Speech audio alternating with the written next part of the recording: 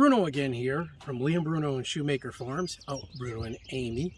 Amy is, as usual, my beautiful assistant, and she's behind the camera. She's putting her fingers in front of the camera. Anyway, so what we're doing today is we have our first batch of chickens that's just over 4 weeks old, and so they're ready to not really be free ranging completely, but to be able to forage a little bit on their own. You'll see how big they are when we let them out of their coop. And this coop is considered or intended to be like an intermediate coop. From they're out of the brooder box, but they're not quite big enough to free range yet. So it's not big enough for them to be in there 24/7. And so they're going to be able to come out here and forage a little bit. That will save us a little money on feed, and also start letting them get a taste of the outside, and they'll grow much faster with that exposure. Now, we chose this spot here. It's not great forage per se, but this is an area that's going to become our tomato patch, and we're going to be growing zucchinis out here and squash and a number of other things, and so we might as well let them start fertilizing it. You can see it's a bit of a mess right now, but we're improving on it. This breed of bird is a double. Come back here. Come on back. Come on back. Come on back. My camera person is very good, but she can't read my mind, so I'm sorry. It's not her fault or yours, it's mine. Anyway, so this breed of bird is an astrolorp. They are a dual purpose bird. They're great for eggs, and they're very good meat birds.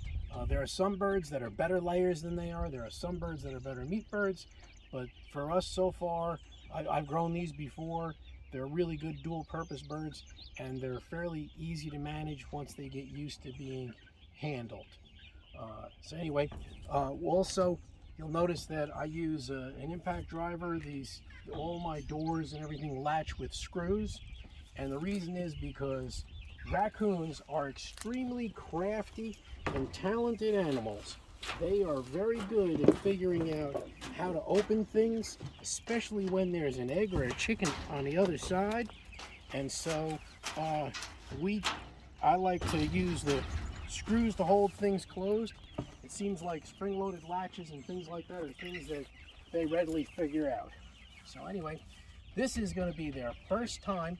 This is going to be their first time out of their coop and being able to wander about on their own.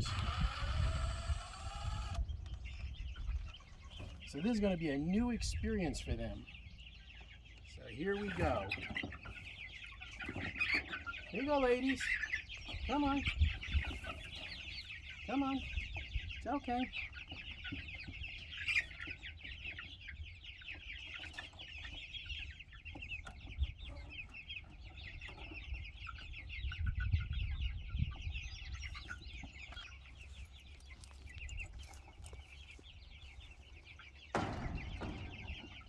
We're not going to latch that quite yet, so that they can get to experience the outdoors. I'm going to put a water here on the ground, and that will help them see that there's things out here for them. They're kind of a little reluctant to come out just yet, because even though they're chickens, they're more like scaredy cats. Here we go, girls. Here we go. Here's some water.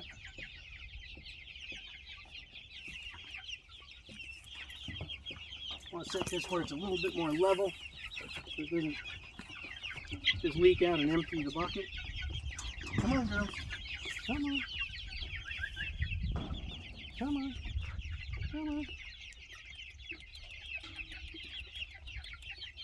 They'll eventually come out here and start eating the grass and wandering about.